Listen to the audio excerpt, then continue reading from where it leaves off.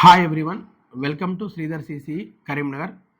Friends, ఈ video యొక్క ముఖ్య ఉద్దేశం ఏంటి అంటే కాంపిటేటివ్ రంగంలో తరచుగా వెలువడే నోటిఫికేషన్స్ ఏంటి అంటే బ్యాంకింగ్ కావచ్చు, ఇన్సూరెన్స్ కావచ్చు, స్టాఫ్ సెలక్షన్ కమిషన్ కావచ్చు, రైల్వేస్ కావచ్చు. అంటే తరచుగా నేను ఎందుకంటున్నా అంటే కంపేర్ టు టీజీపీఎస్సి, సో ఈ 4 సెక్టార్లలో నోటిఫికేషన్స్ అనేది ఇయర్ లాంగ్ అంటే ఇయర్ పొడుగుతా రిలీజ్ అయితేనే ఉంటాయి. సో అందుకోసం వచ్చేసి చాలామంది ఆస్పిరెంట్స్ బీటెక్ అయిపోయిన వాళ్ళు కావచ్చు, డిగ్రీ అయిపోయిన వాళ్ళు కావచ్చు, లేకపోతే పీజీ అయిపోయిన వాళ్ళు కావచ్చు.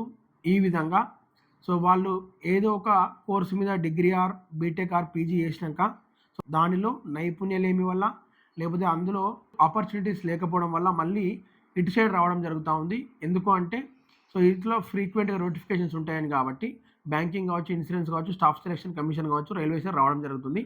ఈ 4 ఉద్యోగాలకు సంబంధించి ఈ 4 రకాల ఉద్యోగాలకు సంబంధించి సిలబస్ అనేది ఆల్మోస్ట్ అంతా సేమ్ ఉంటుంది. క్వాంట్ ఉంటుంది, అంటే అర్థమెటిక్ ఉంటుంది, రీజనింగ్ ఉంటుంది, జనరల్ అవేర్నెస్ ఉంటుంది, జనరల్ నాలెడ్జ్ ఉంటుంది, కాంపిటేటివ్ ఇంగ్లీష్ ఉంటుంది, దాంతోపాటు జనరల్ సైన్స్ ఉంటుంది. సో ఈ సబ్జెక్టుల మీద బ్యాంకింగ్లో ఏంటంటే కంప్యూటర్ అవేర్నెస్ అనే ప్రోగ్రామ్ కూడా ఉంటుంది అన్నట్టు. సో ఈ 6 సబ్జెక్టుల మీద ఈ 4 రకాల కాంపిటేటివ్ ఎగ్జామ్స్ డిపెండ్ అయి ఉన్నాయి. ఈ 6 సబ్జెక్టులు నేర్చుకునే క్రమంలో అభ్యర్థి ఈ కాంపిటేటివ్ ఎగ్జామ్స్ ప్రిపేర్ అయ్యే క్రమంలో అభ్యర్థి ఏదో ఒక మిస్టేక్ వల్ల సో బయట బీటెక్ చేసిన అబ్బాయి లేదా అమ్మాయి మళ్ళీ కాంపిటేటివ్ రంగంలో మళ్ళీ బీటెక్ చేస్తారు. బయట డిగ్రీ లేదా పీజీ చేసిన అబ్బాయి లేదా అమ్మాయి మళ్ళీ కాంపిటేటివ్లో ఈ ప్రిపరేషన్ క్రమంలో మళ్ళీ డిగ్రీ ఆర్ పీజీ చేసినంత కష్టమవుతా ఉంది. అంటే ఏమన్నట్టు, ఇప్పుడు ఈరోజు సివిల్స్ కూడా గట్టిగా చదివితే 1-2 ఇయర్స్లో క్లియర్ చేస్తూ ఉన్నారు. అంటే IAS IPS exam civil services టెస్టే క్లియర్ చేస్తూ ఉన్నారు. మరి ఈ banking, insurance, railway, SSC prepare అయ్యే క్రమంలో అభ్యర్థికి ఎందుకు ఇంత టైం పడుతుందంటే నా యొక్క అవగాహన ప్రకారం, నా ఈ 11-12 సంవత్సరాల అనుభవం ప్రకారం ఏం చెప్తున్నా అంటే సో అభ్యర్థికి ఈ 6 సబ్జెక్టులలో బ్యాంకింగ్ అయితే 4 సబ్జెక్టులు ఉంటాయి. సో ఏది అర్థమెటిక్ కావచ్చు, రీజనింగ్ కావచ్చు, ఇంగ్లీష్ కావచ్చు, జనరల్ అవేర్నెస్ కావచ్చు. కొన్ని సబ్జెక్ట్స్ కొన్ని ఎగ్జామ్స్కి ఏమైతే కంప్యూటర్ అవేర్నెస్. అంటే ఈ 5 సబ్జెక్టులలో ఈ 5 సబ్జెక్టులు ప్రిపేర్ అయ్యే క్రమంలో అభ్యర్థికి ఏదో ఒక డ్రాబ్యాక్ ఉంటుంది. సో మ్యాక్సిమం నేను అబ్జర్వ్ చేసింది మన తెలంగాణ అండ్ ఏపీలో డ్రాబ్యాక్ వచ్చేసి చాలామందికి దాదాపు 60-70% మందికి ఇంగ్లీష్ అనేది డ్రాబ్యాక్. సో అర్థమెటిక్ రీజనింగ్ బాగా చేస్తారు, మన తెలంగాణ ఏపీలో బాగా చేస్తారు. సో ఇది అది అట్లనే పెడతారు, ఇక ఆ డ్రాబ్యాక్ అట్లనే కంటిన్యూ చేస్తూ ఉంటారు. 1-2 ఇయర్స్ వరకు రియలైజ్ కారు. ఒకవేళ రియలైజ్ అయినా కూడా దాని మీద పర్టికులర్గా వర్క్ చేయరు. దాని మీద అంటే అసలు ఇంగ్లీష్ సంగతి ఏంది, ఇంగ్లీష్లో నేను కట్ ఆఫ్ ఎందుకు రీచ్ కాలేకపోతున్నా, సో కట్ ఆఫ్ రీచ్ అవుతున్నా, మరి మళ్ళీ ఓవరాల్ కట్ ఆఫ్లో మిస్ అవుతుంది, అంటే ఆ సెక్షనల్ కట్ ఆఫ్ రీచ్ అవుతున్నా కానీ ఓవరాల్ కట్ ఆఫ్లో మిస్ అవుతుంది. అప్పుడు ఏం చేయాలి అంటే స్ట్రెంత్ అని పెంచుకోవాలి. సో ఓన్లీ అర్థమెటిక్ రీజనింగ్ తోటి జాబ్ రాదు. ఇంగ్లీష్ కూడా దాదాపు ఫర్ ఎగ్జాంపుల్ చెప్తున్నా 40 కనీసం హాఫ్ ఆఫ్ ద మార్క్స్ అంటే 20 అన్న రావాలి. సో ఇక్కడ 7, 8 క్వాలిఫై అవుతారు కాబట్టి ఫైనల్ రిజల్ట్ రాదు, ఎందుకంటే మెరిట్ తోటే ఉద్యోగం వస్తుంది కాబట్టి. సో అంటే చాలామందికి ఇంగ్లీష్ అనే డ్రాబ్యాక్ ఉంటుంది, దాన్ని కవర్ చేసుకోకపోవడం వల్ల ఇట్లా అవుతుంది. మళ్ళీ ఇంకో కొంతమందికి ఏంటంటే నాన్ మ్యాథ్స్ స్టూడెంట్, సో నాకు క్వాంట్ అంటే భయం, మ్యాథ్స్ రాదు అంటే సో అర్థమెటిక్ అంటే దయచేసి అర్థమెటిక్ అంటే మ్యాథ్స్ కాదు. అర్థమెటిక్ నేను మ్యాథ్స్కు లింక్ చేస్తూ ఉంటారు, అది మ్యాథ్స్ కాదు. ఇంటిగ్రేషన్స్ ఉంటాయి, అలా డిఫరెన్షియేషన్స్ ఉంటాయి, ఏముంటాయి. సో దాన్ని ఒక ఆర్డర్ ప్రకారం ప్రిపేర్ అయితే అర్థమెటిక్ అండ్ రీజనింగ్ అనేది ఒక 100 రోజులు ప్రిపేర్ అయితే నువ్వు అసిస్టెంట్ నుంచి అడ్మినిస్ట్రేటివ్ ఆఫీసర్ దాకా ఏ ఎగ్జామ్ అయినా క్లియర్ చేయొచ్చు. దాని ఒక ఆర్డర్ ప్రకారం ప్రిపేర్ కావాలి. బేసిక్స్ లేకుండా ప్రిపరేషన్ స్టార్ట్ చేస్తారు. ఫర్ ఎగ్జాంపుల్ అర్థమెటిక్ కానీ రీజనింగ్ కానీ బేసిక్ అట్టిగా 10-15 మార్కులు సంపాదించాలంటే నీకు ఫస్ట్ టేబుల్స్ రావాలి, ఎందుకంటే క్యాలిక్యులేషన్ ఫాస్ట్ చేయడానికి. దాంతోపాటు స్క్వేర్స్ రావాలి ఒక 50 వరకు, క్యూబ్స్ రావాలి ఒక 20 వరకు, alphabet with respect to numbering రావాలి, రివర్స్ పేర్ రావాలి. సో ఈ 5 తెలుసుకుంటే ఏ కాంపిటేటివ్ ఎగ్జామ్ అయినా కూడా బ్యాంకింగ్ కావచ్చు, ఇన్సూరెన్స్ కావచ్చు, రైల్వే కావచ్చు, స్టాఫ్ సెలక్షన్ కమిషన్ కావచ్చు, ఇలా ఎన్ని రకాల నోటిఫికేషన్ అన్ని రకాల దాదాపు డైరెక్ట్లీ ఆర్ ఇండైరెక్ట్లీ ఇవి 4-5 ప్రిపేర్ అయితే 15 మార్కులు మనకు వచ్చినట్టే. సో దాన్ని వదిలేసి డైరెక్ట్ పర్సంటేజ్ అంటారు, ప్రాఫిట్ లాస్ అంటారు, సింపుల్ ఇంట్రెస్ట్ అంటారు, కాంపౌండేషన్ నాకు భయం అంటారు, ఇక్కడ సీటింగ్ అరేంజ్మెంట్ అంటారు, పజిల్స్ అంటారు, సో ఇది సిలాజిజమ్స్ అంటారు. ఇది మిస్టేక్.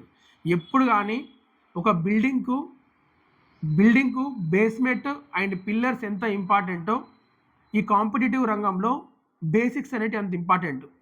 ఆ విధంగా క్షుణ్ణంగా పరిశీలించి సో ఇంగ్లీష్ పర్ఫెక్ట్ కావాలంటే ఎక్కడి నుంచి స్టార్ట్ చేయాలి, అర్థమెటిక్ పర్ఫెక్ట్ కావాలంటే ఎక్కడి నుంచి స్టార్ట్ చేయాలి, ఫౌండేషన్ ఏంటిది అసలు, రీజనింగ్ పర్ఫెక్ట్ కావాలంటే ఎక్కడి నుంచి స్టార్ట్ చేయాలి, జనరల్ అవేర్నెస్ పర్ఫెక్ట్ కావాలంటే ఎక్కడ స్టార్ట్ చేయాలి, ఓకేనా. సో అట్లా కంప్యూటర్ అవేర్నెస్ పర్ఫెక్ట్ కావాలంటే ఎక్కడి నుంచి స్టార్ట్ చేయాలి, ఆ ఎక్కడి నుంచి స్టార్ట్ చేయాలని వదిలేసి డైరెక్ట్ కాన్సెప్ట్కు స్టార్ట్ చేస్తాను. ఎందుకంటే నేను బీటెక్ చేసిన కదా, నేను పీజీ చేసిన కదా, నేను టేబుల్స్ ప్రిపేర్ అవుతానా, నేను నీకు స్క్వేర్స్ ప్రిపేర్ అవుతానా, క్యూబ్స్ ప్రిపేర్ అవుతానా, వీటి ప్రిపేర్ కాకపోతే ఏమవుతుంది అని అనుకుంటూ ఉంటాను. సో అర్థమెటిక్లో ప్రతి ఒక్క క్వశ్చన్ను ఆఫ్టర్ దట్ కాన్సెప్ట్, ఆ కాన్సెప్ట్ అప్లై చేసినాక లాస్ట్ ఇయర్ సింప్లిఫై చేయడం. సింప్లిఫై మీన్స్ క్యాలిక్యులేషన్సే, అడిషను, సబ్ట్రాక్షను, మల్టిప్లికేషను, డివిజన్ ఏదో ఒకటి వేయాల్సిందే. సో రీజనింగ్లో లాజికల్గా ఆలోచించాల్సిందే. సో కాబట్టి నేను ఏం చెప్తున్నా అంటే నీకు ఈ 5 సబ్జెక్టుల పైన ఫస్ట్ ఫౌండేషన్ ఇంపార్టెంటు, దానిపైన దాన్ని సబ్జెక్ట్ మనము ఈ అర్థమెటిక్ అనే సబ్జెక్ట్ను ఒక 4 లెవెల్లో డివైడ్ చేసుకోవాలి. ఫౌండేషన్ అంటే బేసిక్స్, లెవెల్ 1, లెవెల్ 2, లెవెల్ 3 దాకా. రీజనింగ్ కూడా basics, level 1, level 2, level 3. English కూడా బేసిక్స్ ఏంటి, లెవెల్ 1, లెవెల్ 2, లెవెల్ 3. సో ఈ విధంగా సబ్జెక్ట్ను ఎప్పుడైతే నువ్వు డివైడ్ చేసుకొని ఆ కాన్సెప్ట్ ఓరియంటెడ్గా ప్రిపరేషన్ స్టార్ట్ చేస్తేనే నువ్వు 1 ఇయర్లోనో 1.5 ఇయర్లో హైయెస్ట్ 2 ఇయర్స్ లోపు సక్సెస్ అయ్యే అవకాశం ఉంది. ఎప్పుడైతే నీ డ్రాబ్యాక్నే ఉంచి, అంటే నాకు ఇంగ్లీష్ రాదు కానీ కాంపిటేటివ్ ఎగ్జామ్ ప్రిపేర్ అయితేనే ఉంటా అంటే it may takes 4 years, 5 years, 6 years, దాని తర్వాత కూడా నువ్వు జాబ్ కొట్టకపోవచ్చు. సో అభ్యర్థులకు నా యొక్క సిన్సియర్ రిక్వెస్ట్ ఏంటంటే క్వాంట్ డ్రాబ్యాక్ ఉన్నదా, క్వాంట్ మీద ఒక నెల 2 నెలలు వర్క్ చేయండి, ప్రాబ్లం ఏం లేదు. ఎందుకంటే 1-2 ఇయర్స్ వర్క్ చేయమని చెప్తున్నాను కదా. ఇంగ్లీష్ డ్రాబ్యాక్ ఉందంటే ఇంగ్లీష్ మీద ఒక 50 రోజులు వర్క్ చేయి. రీజనింగ్ డ్రాబ్యాక్ దాదాపు ఉండదు, ఒక హై లెవెల్లో ప్రిపేర్ అంటే రీజనింగ్ ఒకవేళ డ్రాబ్యాక్ ఉంటే దాని మీద ఒక 15-20 రోజులు వర్క్ చేయి. జనరల్ అవేర్నెస్ మీద, జనరల్ నాలెడ్జ్ మీద డ్రాబ్యాక్ ఉంటే దాని మీద కూడా ఒక నెల 15 రోజులు కూర్చో. ఇట్లా కూర్చోవడం వల్ల నీ ఇయర్స్ ఆఫ్ ప్రిపరేషన్ అనేది ఆగిపోతూ ఉంటుంది. సో కాబట్టి ప్లానింగ్ తోటి దిగండి. నేను చెప్పిన పాయింట్స్ గుర్తుపెట్టుకోండి. ఎంత పెద్ద అయినా డిగ్రీ చేసినా, బీటెక్ చేసినా, ఎంటెక్ చేసినా, పీజీ చేసినా కూడా మూలాలు important, basics important, foundation important. దాని నుంచే స్టార్ట్ చేయండి. కొందరికి ఏంటంటే నామోషిగా ఫీల్ కావద్దు, సబ్జెక్ట్ నేర్చుకునే క్రమంలో నామోషిగా ఫీల్ కావద్దు. So that is my intention. So ఈ వీడియో ద్వారా ఎవరైతే ఇయర్ లాంగ్ నుంచి 4 సంవత్సరాల నుంచి 5 సంవత్సరాల నుంచి 6 సంవత్సరాలు ప్రిపేర్ అవుతారో సో వాళ్ళకు నా అనుభవం, నేను చెప్పే మాటలు అనేవి దాదాపు అర్థమవుతాయి. సో అలాంటి వాళ్ళు ఎవరైనా వీడియో వస్తే నేను చెప్పేది కరెక్టా కాదా, అనుభవం ఉన్న వాళ్ళు వీడియో వస్తే నేను చెప్పేది కరెక్టా కాదా అనేది మీ అభిప్రాయాన్ని, నా అభిప్రాయాన్ని మీరు కమెంట్ రూపంలో తెలియజేయండి. నేను ఆలోచిస్తున్న ఏదైతే ఉన్నదో, నా ఎక్స్ప్లెనేషన్ ధోరణి అనేది ఏదైతే ఉన్నదో, నా ఎక్స్ప్లెనేషన్ని కమెంట్ రూపంలో తెలియజేయండి. ఎవరైతే ఫ్రెషర్స్ ఉన్నదో అక్కడికి వస్తుంది. సో కాబట్టి అప్కమింగ్ ఎవరైతే ఫ్రెషర్స్ రావాలనుకుంటున్నారో మీరు దయచేసి ఇలాంటి మిస్టేక్ చేసి మీ విలువైన సమయాన్ని, సో మీ తల్లిదండ్రులు కష్టపడి సంపాదించిన డబ్బును వృధా చేయొద్దు అని నా యొక్క మనవి. శ్రీధర్ సిసి ఆధ్వర్యంలో త్వరలో banking, insurance, staff selection commission, railways, Telangana state constable and ఎస్ఐకి సంబంధించిన బ్యాచ్లు ప్రారంభం కానున్నాయి. సో కాబట్టి అభ్యర్థులు ఇట్టి విషయాన్ని గ్రహించి సో మీ తోటి మిత్రులతో ఈ విషయాన్ని షేర్ చేసుకొని సిద్ధంగా ఉండాలని మనస్ఫూర్తిగా కోరుకుంటున్నా. So thank you very much.